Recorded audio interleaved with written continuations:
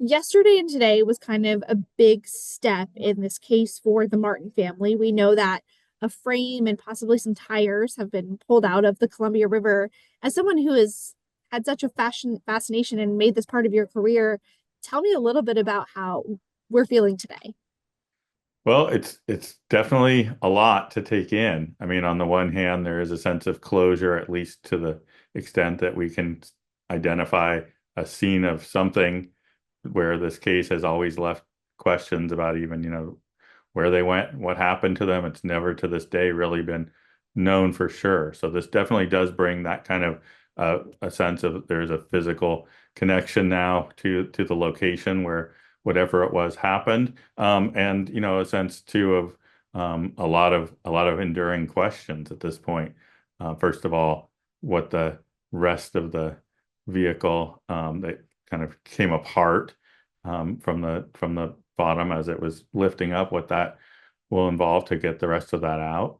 And then I think most importantly, what we'll find as far as what's there. I mean, probably one of the most pressing things from the start was the question of the license plate, because the rear, as I'm sure um, is already known by most viewers, is that the rear plate was mostly gone, but there was just a little fragment, and that fragment included a 1959 Oregon tag. So that's one of the things that's been giving investigators and the diver, Archer Mayo, a pretty confident sense of things. And the hope was that because the front of the car was pretty well protected, that maybe the front license plate would come up and we'd know for sure with that license plate, since of course we know the numbers and the license for the car. But at this point now, that's still going to be a continuing question. And then another question, of course, is whether there were any remains in the car. And that part of it brings up a lot as far as was this an accident? Was this foul play? What could we learn from those remains to understand what actually happened? And at the moment, it's not really clear what the answer to that might be, or whether that could even be answered. And, we don't even know if remains were even recovered today because, when you think about the shape of the car, well, even just the shape of a person, and I was talking about it today too, like with all of the debris and dirt pressed on it, like we don't know the condition. So, I mean, do you kind of have a take on that? Well, a couple of things. One is kind of all through this process, a lot of anticipation about whether there would be bodies in the vehicle. And through my research and kind of following the archival materials that I've been following since 2013 when I got into this, there is a trail, including witness accounts, that would help explain, if we didn't find any human remains there, where they may have gone. That involves the possibility that the family was separated that day. And of course, that's something that further down the line with the investigation that might come into the conversation, and it might not. Again, it depends on what else is found. But that partly, that could answer, that could explain no bodies. And then, of course, if there are bodies, one of the things that's really important to consider is the fact that the Martins were very, very serious about everyone wearing their seatbelt.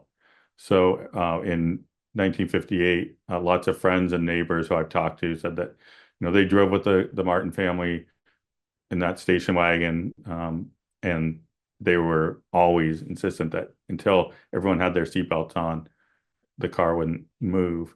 And this was a time when, of course, a 1954 station wagon wouldn't come with seatbelts, so the family had them installed aftermarket.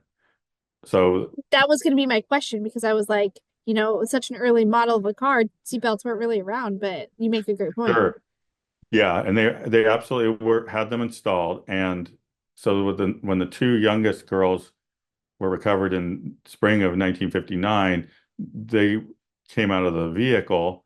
Now we know from Cascade Locks, and were recovered down river in Camas and in the Bonneville Dam. And the question of whether they were wearing seatbelts, most likely not, obviously, given that they came out of the vehicle. So if the other three family members, if there's any evidence of seatbelts, which might be very hard to determine, both from the amount of time that's passed, almost 70 years, and the condition of the interior of the car, would probably be, since it is full of debris, and there's lots of question now about how that might even be sort of understood and processed as a scene of, again, an accident or a crime, there might be a lot of question. It won't necessarily be possible to tell whether they were wearing Well, seatbelts or not. well, I know it. They had a brother too, and the brother wasn't with them when they disappeared, Correct. and he's passed now, I believe. Correct. Correct. Yeah. He So passed I away in the mean, early 2000s. so there's a lot of questions even then too, because I know he was kind of disconnected from the family. Yeah, and there's a lot of room. I mean, one of the things about this case is because there's so many unknowns about motivations, scene of a crime or accident, and all these different elements. There's been a lot of speculation about the older brother. And one thing that I found in my research is that, and I came to know his descendants and really to understand kind of his story. And I am very confident that he is not really at the heart of this story as a, say, a perpetrator of whatever may have happened to them. But it does seem like he may have been caught up if it was foul play, in something that the family was sort of involved in. And that's something that the book, Echo of Distant Water, explores. And a lot of that comes out of the work of Detective Walter Graven, who worked on this case from the initial investigation all the way, pretty much didn't let it rest until he died in 1988. And so Graven was following all kinds of clues and trail, and his trail sort of goes over to a different spot, which is over in the Dalles to this cliff site, which many people until now had been fairly convinced that the car had gone off. And if it went off there, it would have definitely been foul play, because there are no Christmas greens in the eastern part of the gorge. It's very dry and arid. But he nevertheless, even though he may not have been right on about the location, a lot of what he was following could still very much be relevant to this situation that we find ourselves in now, as far as wondering about what happened at Cascade Locks. And is there anything that you find particularly fascinating or interesting, or even like something that you're like, if you're watching this, this is the one thing I wish you could take away from this story? Well, I guess in some ways it's the enduring legacy of just how many elements have sort of refused to give themselves, even the car today not fully coming up. I think that's a just a really interesting how much that's been part of this story. I mean, we have so many elements of various people looking into it, not really able to find, I mean, lots of really intriguing clues. This gun that was found on the side of the highway in Cascade Locks, this abandoned 1951 Chevy that belonged to these ex-cons who were at this diner where the family was last seen in Hood River.